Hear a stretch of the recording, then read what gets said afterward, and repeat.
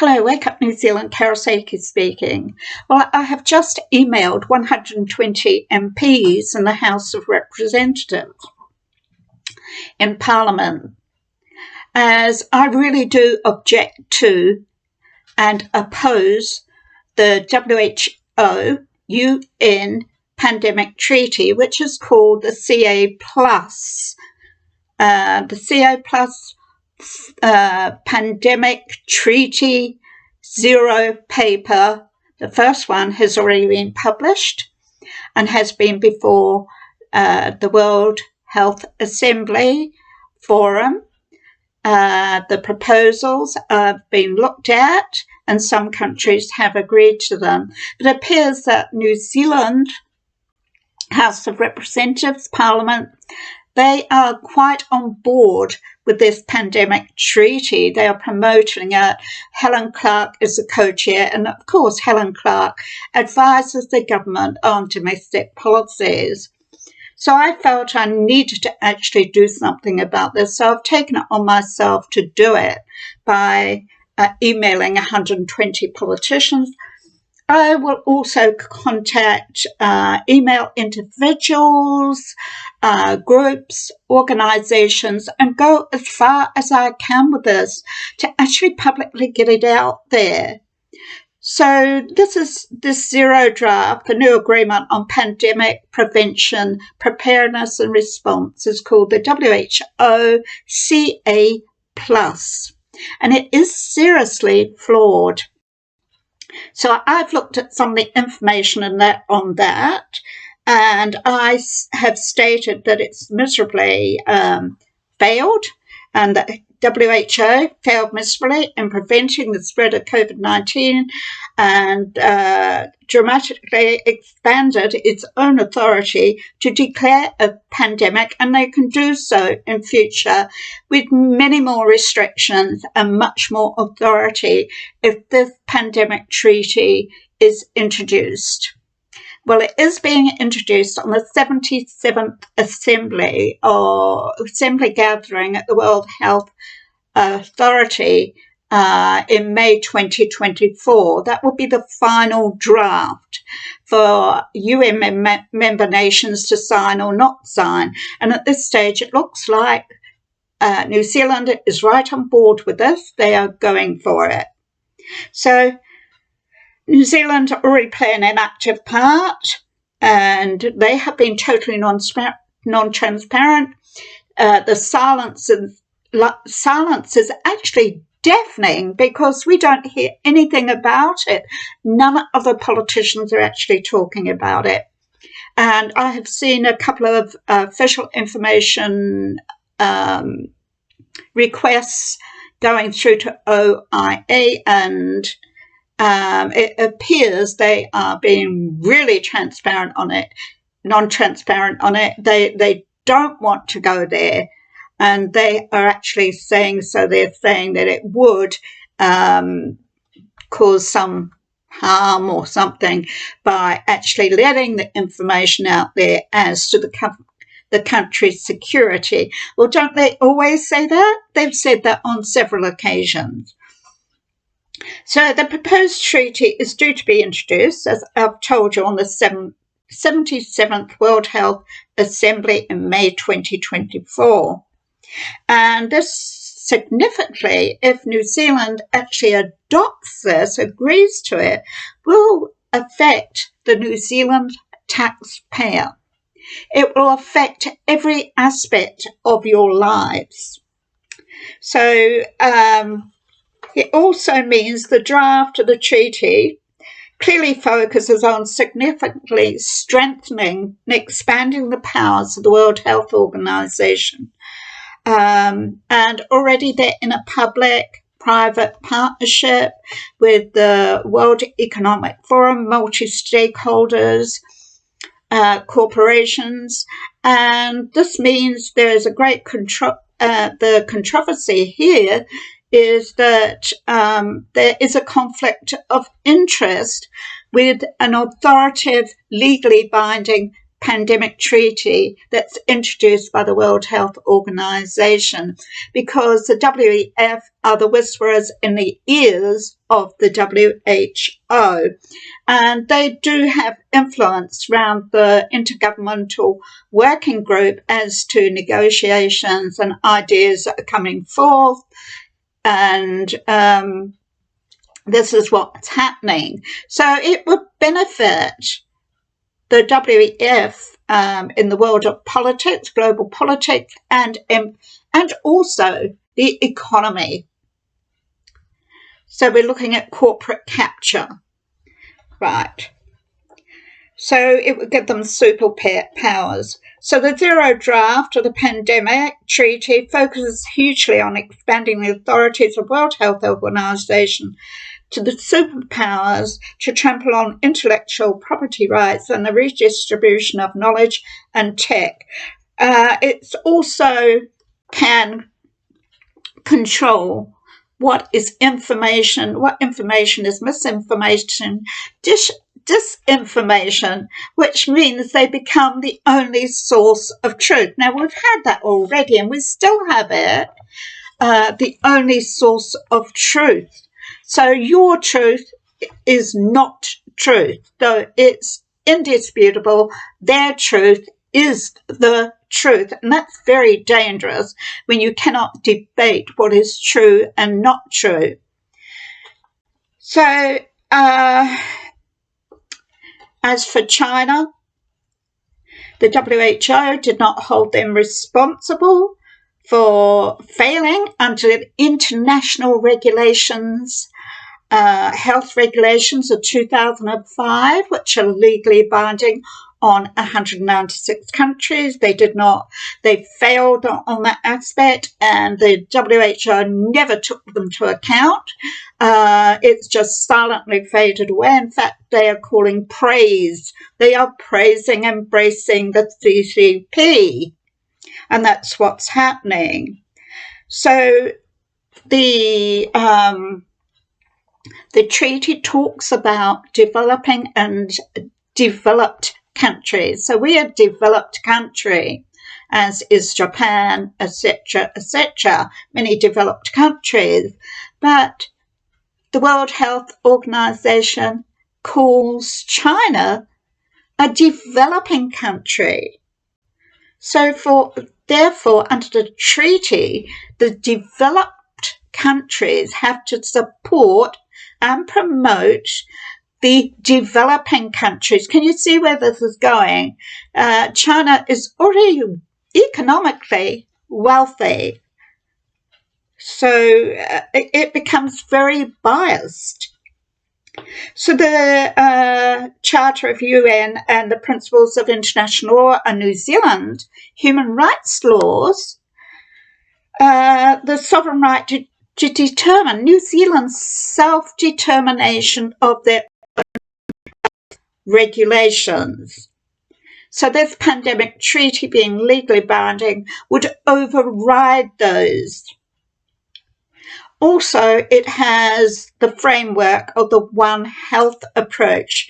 The One Health approach, which controls humans, animals, wild, domestic, and the whole ecosystem. So they would have control over every aspect of your life, which means land, property rights, food, infrastructure, how you live, what you do, everything, because it also includes climate change.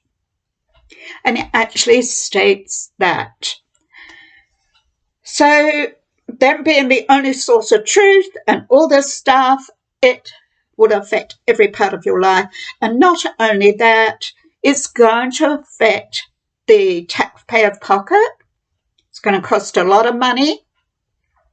And also, what we're coming up to the time of voting for the general elections. You have a party that says, hey, look, this is what we are proposing, go along with this. But the International Pandemic Treaty can actually squash that just like that. So how can you actually vote for any party when you know that this could happen. Hence, I believe our elections will be before May 2024.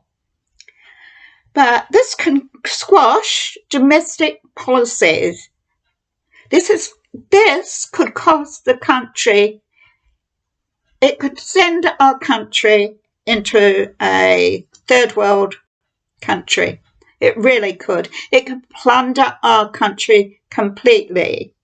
So new technologies, also data gathering, more monitoring, more surveillance, etc., etc. And you can see where this is going, increasing the smart cities and, every aspect of your life, including your children's schooling. So what else have we got here? And when we're talking about harms and that, the other reason I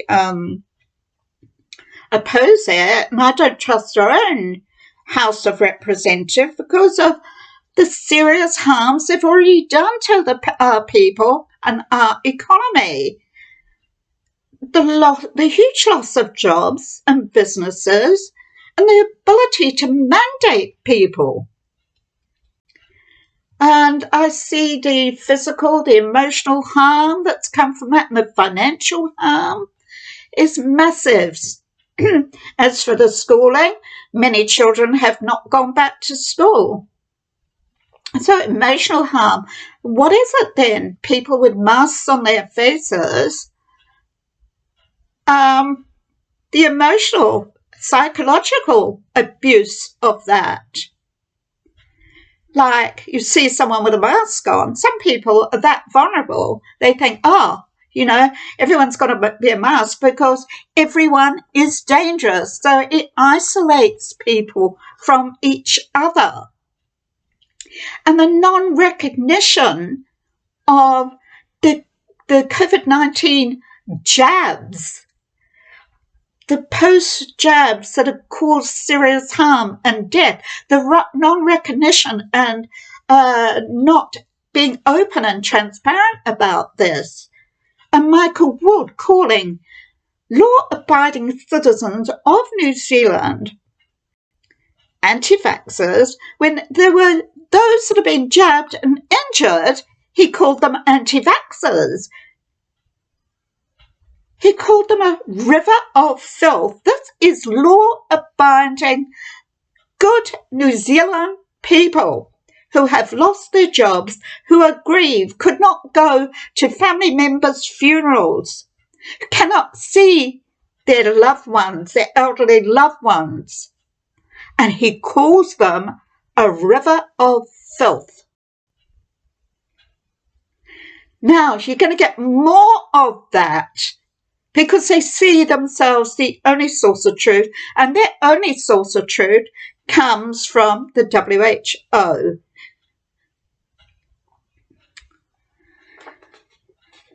So that's part of it too. Domestic policies. The WHO treaty can override domestic policies, and they will. Policies will have to be amended. Policies will have to be gone. If New Zealand House of Representatives take this on board and comply and agree to this.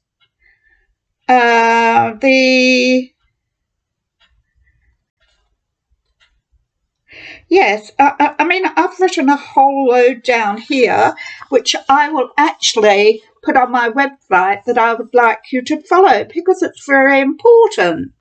The people of New Zealand have the right to have a clear and concise information. We're not being given it. So it's evidential by the zero draft of the WHO treaty that's come out already. They're guided by what they call equity, a term that's it's deeply rooted in Marxism and Marxist ideology and should never be embedded in international rules and laws. So this is what's happening, and we already see it embedded in our own countries. laws. But this is even more. This is even much more. So who pays? So the Zero draft of the treaty commits to the term universal health coverage, and they don't clearly define what that is. So does that mean that the government will pay for your health coverage under a pandemic? And remember, WHO has the authority to actually call a pandemic whenever they like. And it doesn't have to be a health pandemic. It could be one on climate change. So what are they meaning by that? What is this equity? Who pays? The taxpayer surely does pay every time. And so this is legally binding on citizens. So we already have New Zealand citizens non-binding initiated a referenda. We do not have end decision-making rights. Even if you did have, you couldn't do anything about this. All these policies you might agree with every one of these parties, even if it's their good intentions, can be overridden just like that by this pandemic treaty. The other one is no one is safe till everyone is safe. I hear that from the WHO, from the WEF. I hear it from our government time and time again. What does that mean? It means that if you have your jab, it means you will not become infected by the virus. What bullshit! That's a lie. We all know it's a lie. Because Pfizer's chief executive said last year they did not even test their jab before it entered the global market. It's all a lie. None of them can be trusted. None of them have trustworthiness. And yet, we are supposed to trust a global superpower, World Health Organization, to take care of every aspect of your life. Can you see why I am so upset about the silence around this? No public debate. No public debate at all. So, the public-private partnership of the World Health Organization, the UN, and the World Economic Forum is a huge conflict of interest because the WEF is the whisperer in the ear of the UN, therefore will also be rewarded globally, politically, economically, control through the WHO pandemic treaty your lives.